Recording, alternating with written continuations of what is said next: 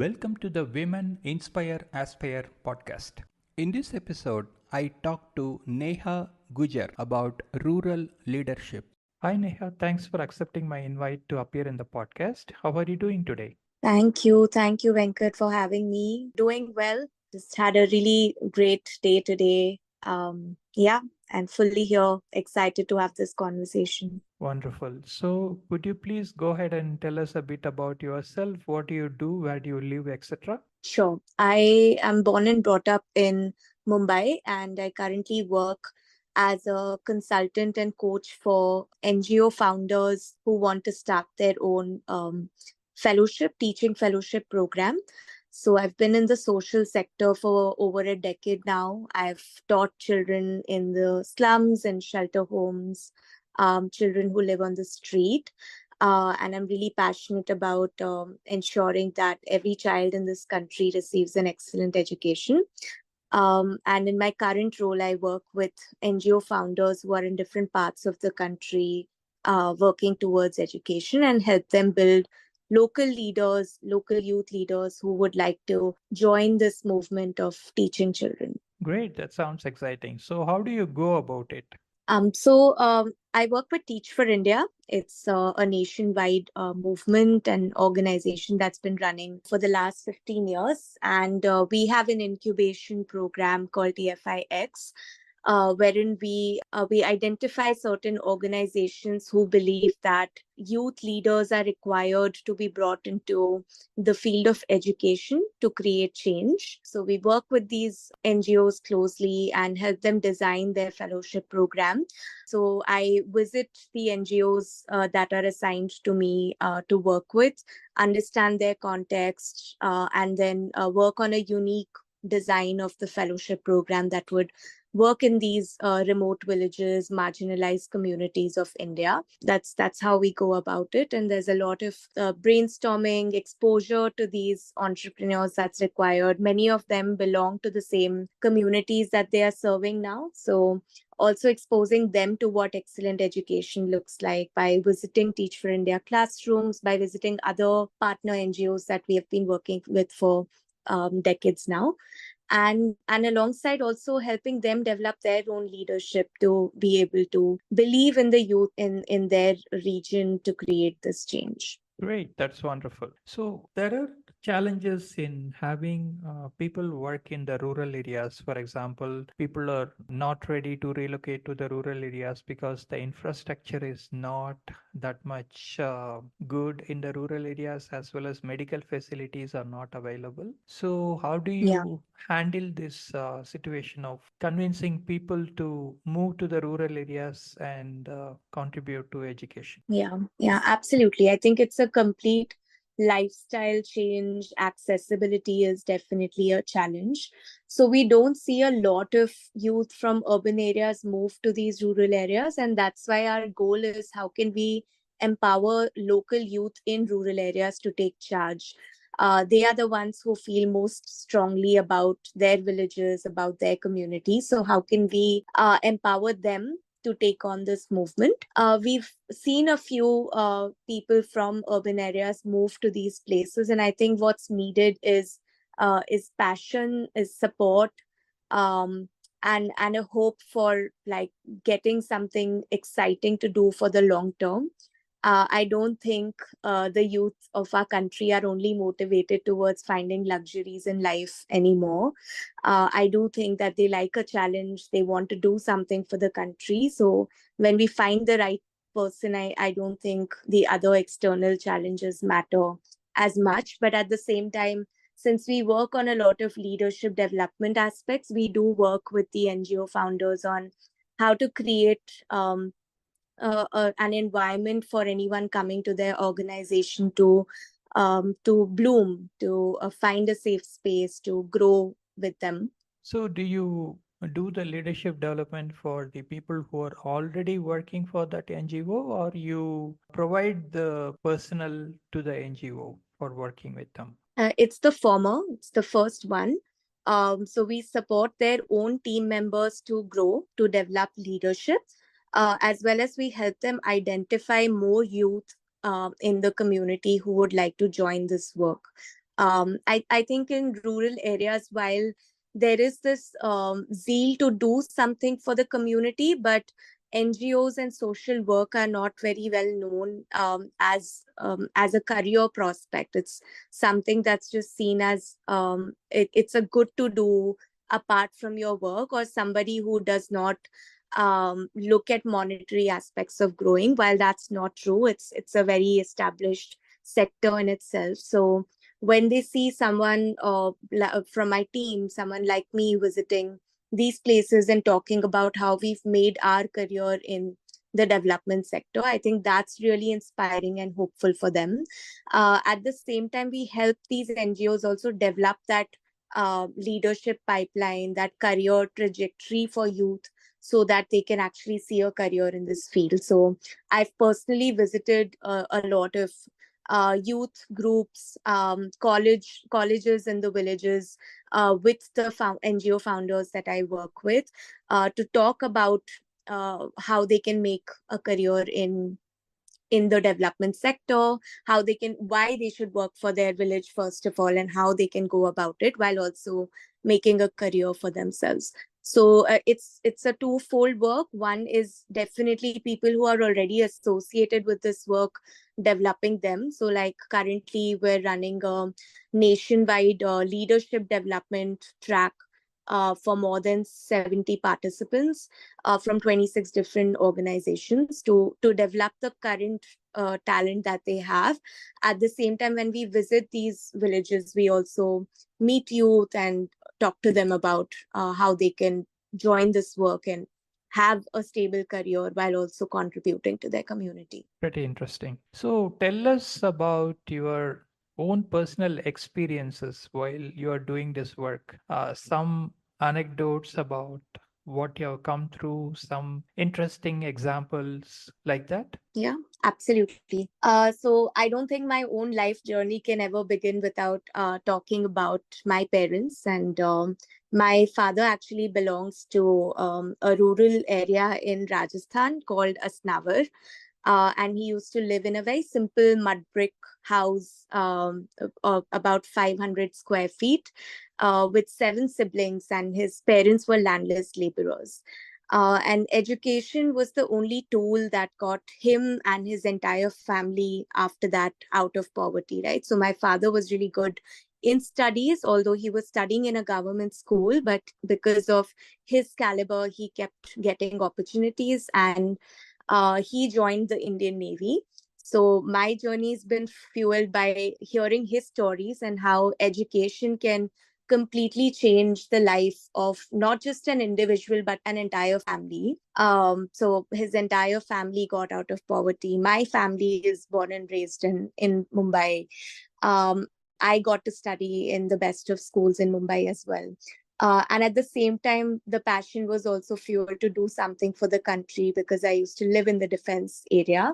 So growing up, I always felt like even though I enjoyed academics, I was a scholar. I always thought that I want to do something for the country. And when I was studying in college, I was studying journalism as a tool of, getting stories out, speaking for the locals in the country. And that's when I encountered one of the NGOs, which used to work in a shelter home. So my first experience of teaching started from a shelter home based out of Andheri.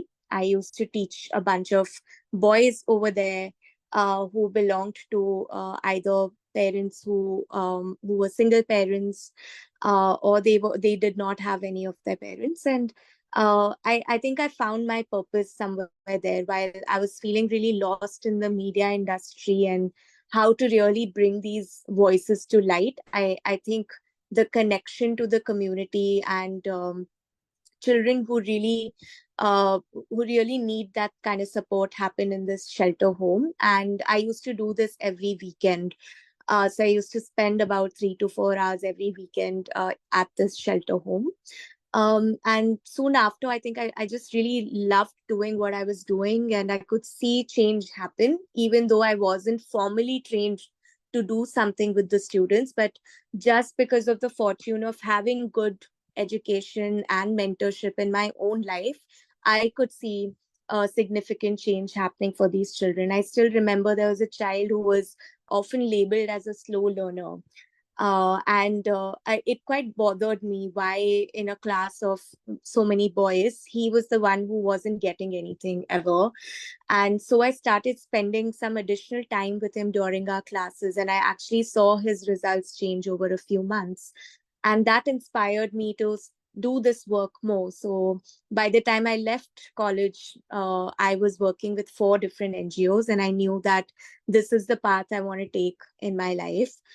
And that's when I joined the Teach for India Fellowship, which is a 2-year program where you work as a full-time teacher in either an under-resourced private school or a government school.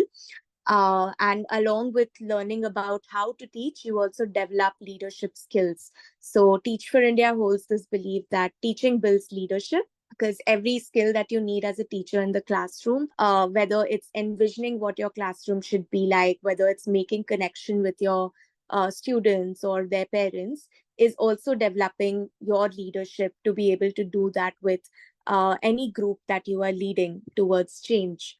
So I joined this classroom. I was teaching slum children from Worli in Mumbai in a government school for 2 years. And when I entered this classroom, I had about 45 students, all at different learning levels. So in grade 5, I had students who did not even recognize alphabets or could not spell numbers. So a huge learning gap is what I saw. And when I entered their homes, I also understood other challenges that they had. And it's really heartwarming and amazing to see that now. Most of my students are in college. There were girls who were being pushed into early marriage. There were boys who were being pushed into child labor. And along with teaching, we had to navigate those challenges to keep these children in the system, and for good. Right now one of my student is an MBBS student. He's pursuing medicine, something that was his dream since I was teaching him in grade 5. Some of my girl students have gone back to teach in the same school because they want to empower other children to be able to have that access to education, right?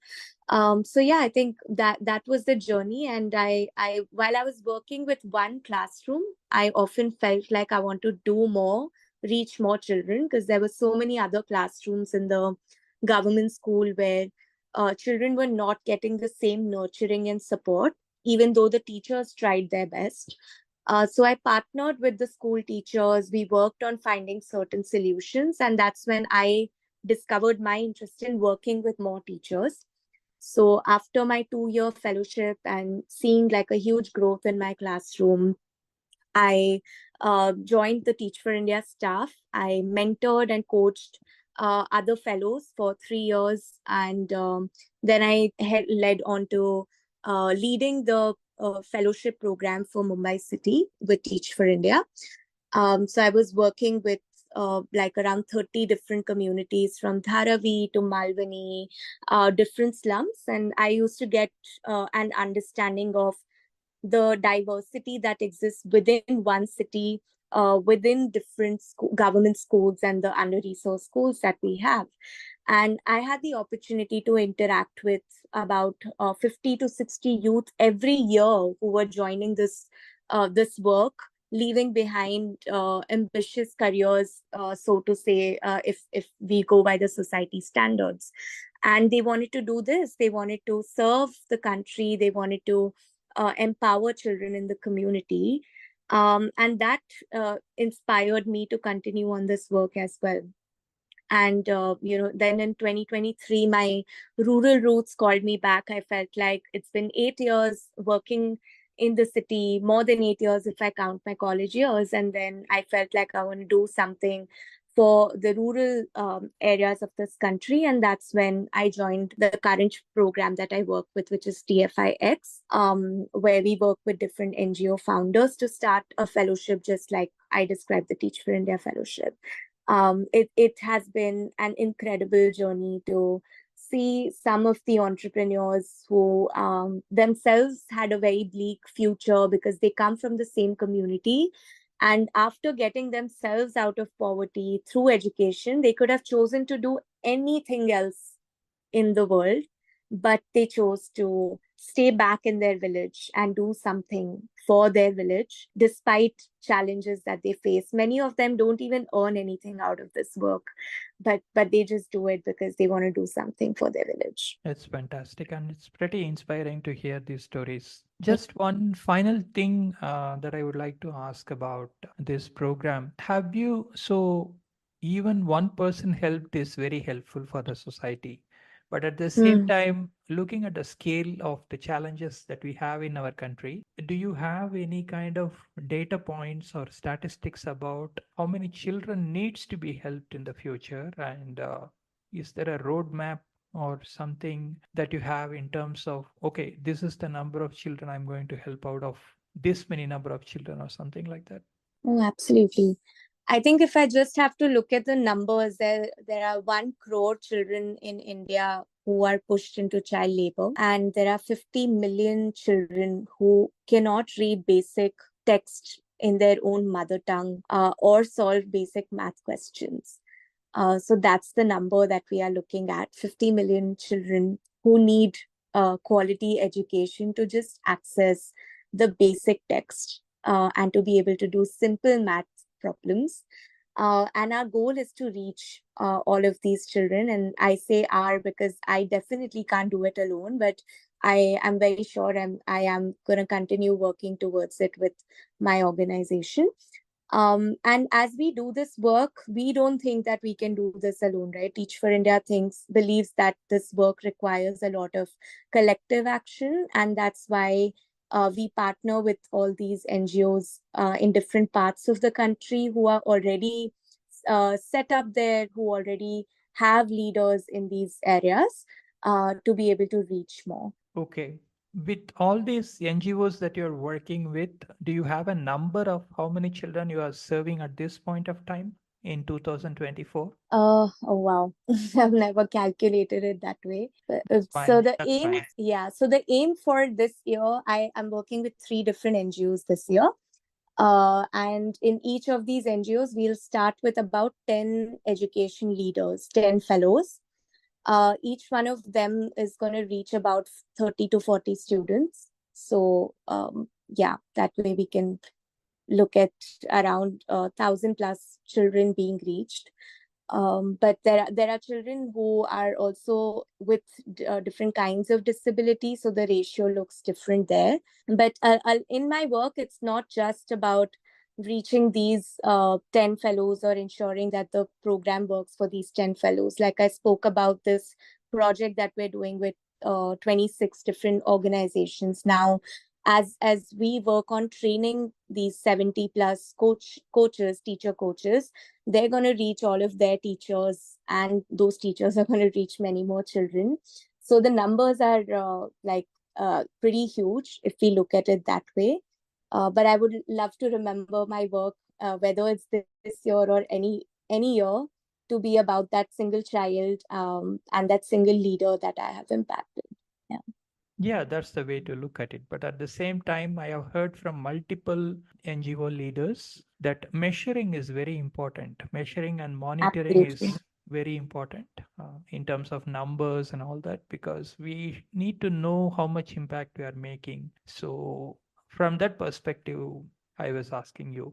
Thanks a lot for sharing all this information about your work and about yourself and your journey. Now let's talk about a bit about your hobbies and interests and what you do apart from work. Sure, definitely. So when I'm not working, I'm recharging myself by traveling. So my current work also requires a lot of travel. So I also get a chance to visit different places alongside as well.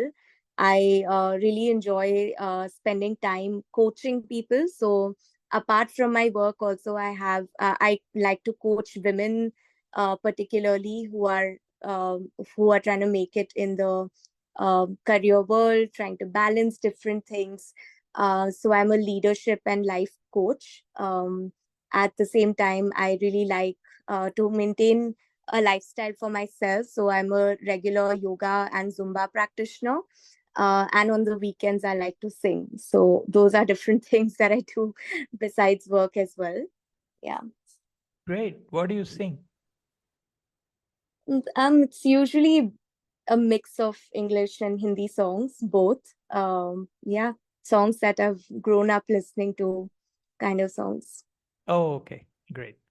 Okay. So I know that you're doing a lot of work in education, but at the same time, do you have any other societal issue in your mind which you think should be addressed and you have plans to address in the future? I think a personal mission along with education is just empowering women in our society, especially women in India. So I belong to Rajasthan, as I shared when I was sharing about my father's journey. And most of my cousins got married off early. My mother got married off early, and I've seen the societal pressure of getting women married early, restricting their movement, really stopping them from their ambitions. I've seen my cousins lose their ambitions because of being pushed into marriage. So that's a personal mission that I work towards. So I post a lot about my travel, about me singing. It's a symbol of my voice and my freedom. I think both my travel and my singing that I post a lot about. I'm 30 and not married, which is very unlike my entire family. And I talk a lot about it because I think um, education and being able to build a career of my own, even though coming out of my passion and building that career, has given me the freedom to make those choices. Of course, I've had to fight a lot of battles, but I want to set an example for my nieces, my nephews, the students that I've taught, who I've encountered through this work, to be able to see that nothing goes wrong in life if you don't get married, or women can also have an alternate path. So that's a personal mission that I work towards. Fantastic, fantastic. Okay, so we are coming to the conclusion of the podcast. Do you have any questions for me? Just curious to know, why do you do what you do? Yeah, everybody asks that. So maybe I should put a podcast to explain why I'm doing what I'm doing. Yeah, yeah. So it started as me being an author and discussing my book and my stories. After Mm-hmm. that, I felt that I should give an opportunity for people to come and talk about themselves rather than me talking about my book and my stories all the time. Um, That's amazing. so a couple of podcasts happened and it went well, and one of my other friends, actually she gave a lot of contacts, and most of her friends appeared in the podcast. I had a very solid followers base in LinkedIn already, so I thought I should reach out to people that I know in LinkedIn. So I started reaching out to people, and it has been going well. And by the end of this year, I think we will have 50 episodes completed. Awesome. That's great. I was listening to a few of your podcasts, and I think just it's so important to get these stories out, of people doing different kinds of work, and it was really inspiring to listen to a few of the women that I heard. So thank you for doing what you do. I think when you become an author, you automatically start attracting these stories towards yourself.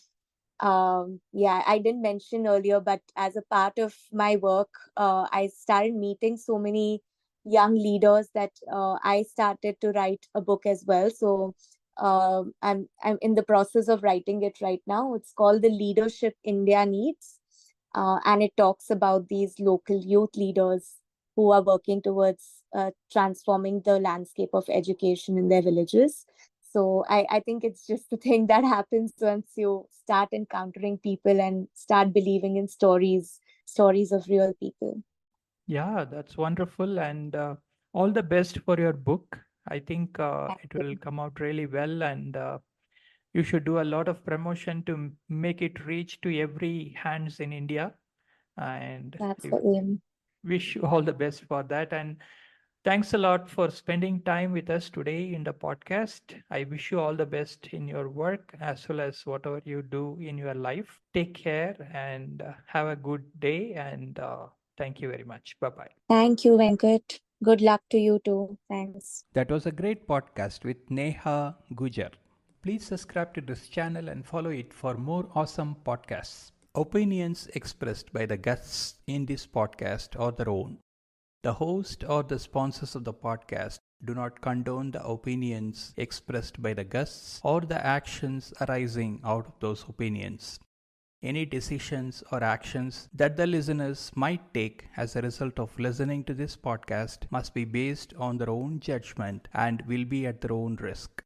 The podcast host or their sponsors will not be held responsible for the consequences of any actions and or decisions taken as a result of any content in this podcast.